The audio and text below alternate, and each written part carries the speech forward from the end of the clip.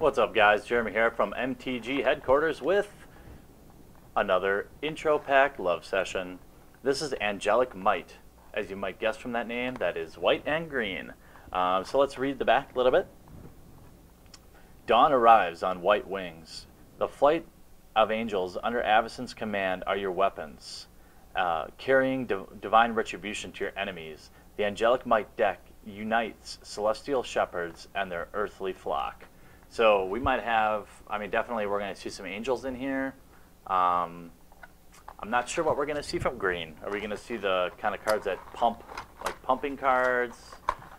I'm not sure. Let's see. I always like to kind of guess. And the booster pack. You know we're opening up this first. Come on. This is an amateur hour here.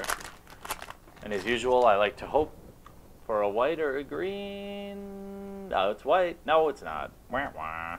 So we got Desolate Lighthouse. This definitely doesn't apply to this intro pack at all. And the only reason I say that is because, you know, if you're buying an intro pack, you're also paying for a booster, and it'd be nice to upgrade your deck right away. Not that some of these other cards wouldn't. This is a tap to add 1 to your mana pool, or you can pay 1 colorless, 1 blue, and 1 red, and tap it. Then you can draw a card, then discard a card. Sure, it applies good to some people. It's not really I don't like the whole mill decks, or I don't even like self-milling. I like to pummel people to death with spells or with creatures. I think running out of cards is a really lame way to lose a game or win it. You heard it here first. You might be able to beat me that way. That's fine. I just think it's lame. All right, so let's see here. Destroy my rare here as I'm trying to open this thing. Classic me. So intro packs are a great way to get a taste of kind of some of the new synergies that are out there. So we've got the How to Play and the Avacyn. Check those out. So our first card is the Herald of War. This is a 5-drop. It's a 3/3 flyer. Well, it's got to do more than that for 5. Whenever Herald of War attacks, put a 1/1 counter on it. We like that. And angel spells and human spells you cast cost 1 less to cast for each 1/1 counter on Herald of War. Wow, so that's pretty nice. Especially if you're going to roll with green. You have some pretty hefty casting costs. Then you've got return target creature card from your graveyard to the battlefield, and it's an angel, and it gets 2 1/1 counters on it for a 5/5 drop. That's defy death,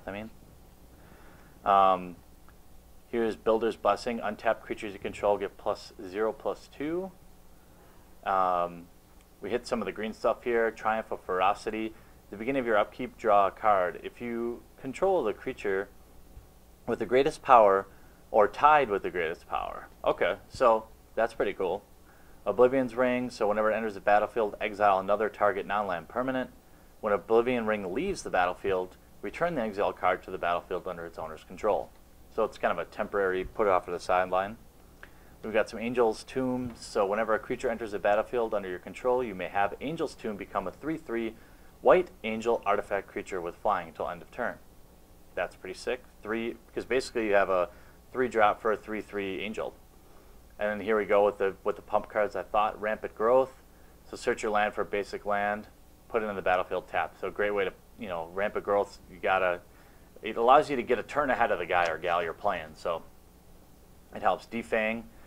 Here's another thing. Prevent all damage that would be dealt by enchanted creature, just like Pacify, things like that.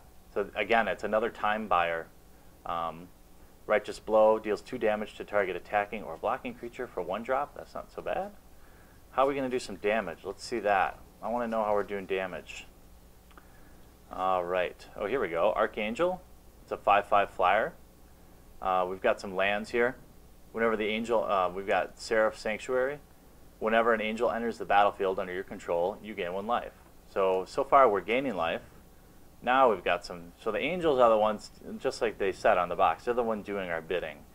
So we've got Angel of Glory Rise, enters the battlefield. Whenever it enters the battlefield, exile all zombies, then return all human creature cards from your graveyard to the battlefield. Me likey. Then we've got some just kind of standard angels. Sarah Angel, that one's been around forever. It's one back when I played in 5th edition. That was like the hottest card you could get for white, other than like I want to say Armageddon. Emancipation Angel, just lots of flying angels here. So that's how you're going to do your damage. And then for green, we've got Borderland Ranger, another way to bring out land, Timberland Guide, just a booster, nothing much there. We've got some walls. What's nice, they're flying, and so they are another time buyer in my opinion. That's just how I use walls generally. There are other ways to use them. And we've got Cathedral Sanctifier way at the end. When it enters the battlefield, you gain 3 life. So what we see from this deck is basically you can gain life, you can ramp out mana, there's ways to reduce, so it's a way to speed up to get your angels out and do some damage. And believe me, they can be very effective when you have, you know, after a few turns you've got 2 4/4 flyers coming at you and you don't have anything flying to stop it. It's a pretty quick game. So that is Avacyn Restores Angelic Might. If you have any questions, post them up on down below. If you're new to the channel, make sure you hit that subscribe button, and we'll keep the videos rolling out for you. Thanks, and we'll talk to you real soon.